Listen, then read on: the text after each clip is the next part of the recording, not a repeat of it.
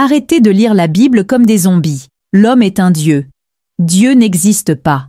Aujourd'hui, on va explorer ensemble le véritable sens caché derrière un acte souvent mal compris. Celui de Jésus transformant l'eau en vin. Cette scène des noces de Cana, très souvent abordée d'une manière strictement factuelle, nous cache en réalité une véritable clé spirituelle. Beaucoup imaginent qu'il a transformé de l'eau en vin pour permettre aux gens de se saouler. Vous n'avez vraiment rien compris. Que vraiment c'était la fête, danser.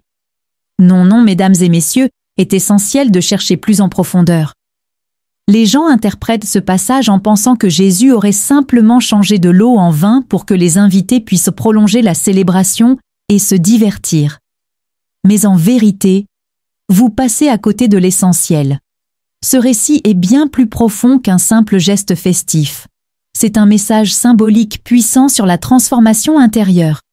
Imagine, l'eau, c'est la substance primaire, ce qui est encore brut.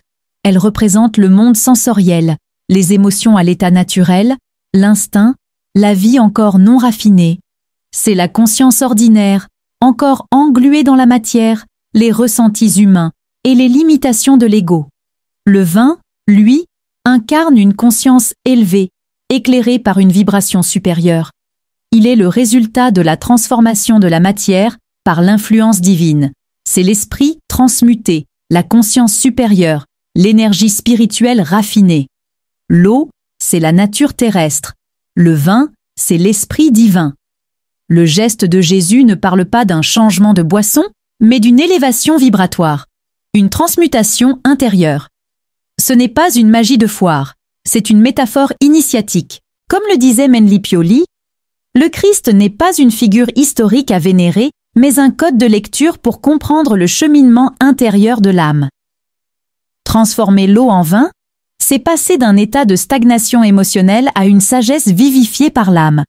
C'est l'activation du potentiel intérieur par le contact avec ce qu'il y a de plus lumineux en soi. Et ce processus ne se vit pas à l'extérieur. C'est un travail profond, une transformation silencieuse mais puissante qui se manifeste au cœur de soi-même. En d'autres mots, ce miracle ne parle pas d'un homme, dans un temps lointain, faisant une démonstration surnaturelle, mais d'un chemin symbolique que chacun peut emprunter, là, maintenant. Il s'agit de toi, de ton voyage, de cette alchimie sacrée entre ce que tu es et ce que tu es en train de devenir. Ce prodige de métamorphose de l'eau en vin se produit au cours d'une célébration nuptiale, et ce n'est pas un détail anodin. Cette union sacrée symbolise bien plus qu'un simple événement. C'est la rencontre entre la personnalité, ce que nous appelons communément l'ego, et l'essence supérieure, cette part lumineuse et divine nichée en chacun de nous. On parle ici de noces intérieures, d'un mariage mystique. C'est la fusion harmonieuse des dualités en nous, comme le yin et le yang, comme Isis et Osiris, ou encore Adam et Ève lorsqu'ils ne forment plus qu'un seul être. Le vrai changement n'a rien à voir avec l'eau extérieure.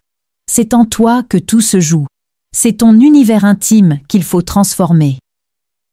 Dans le récit, lorsque la mère de Jésus s'approche de lui pour dire « Ils n'ont plus de vin », ce n'est pas juste un constat banal. C'est profondément symbolique. Marie représente la voix intérieure, l'intuition, cette part sensible et ouverte de l'âme. Ce qu'elle exprime va bien au-delà d'un manque de boisson.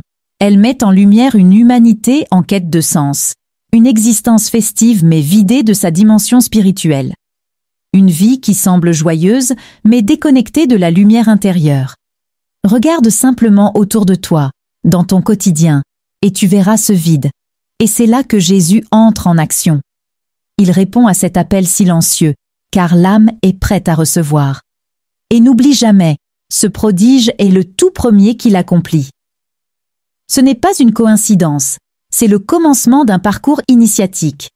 Il annonce au monde que chaque être humain a le potentiel de s'élever, de dépasser ses instincts primaires pour atteindre une conscience supérieure, divine, à condition d'ouvrir la porte à cette transformation intérieure. Mais il y a une loi sacrée. La sagesse, cette énergie lumineuse que certains appellent le vin spirituel, ne peut être versé dans un vase impur ou fissuré.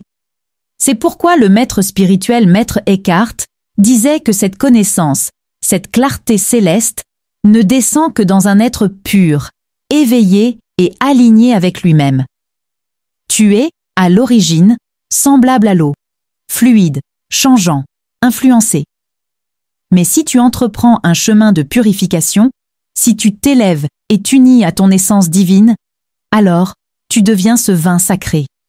Le vin de l'amour pur, de la sagesse universelle, de la vérité cosmique. C'est un miracle intérieur, un processus vivant. Et voilà, c'est ça ta mission véritable. C'est aussi simple que profond, te rappeler qui tu es, et le devenir pleinement. L'homme est un Dieu. Dieu n'existe pas. La fin du monde, c'est quand toi tu meurs, alors prends soin de toi.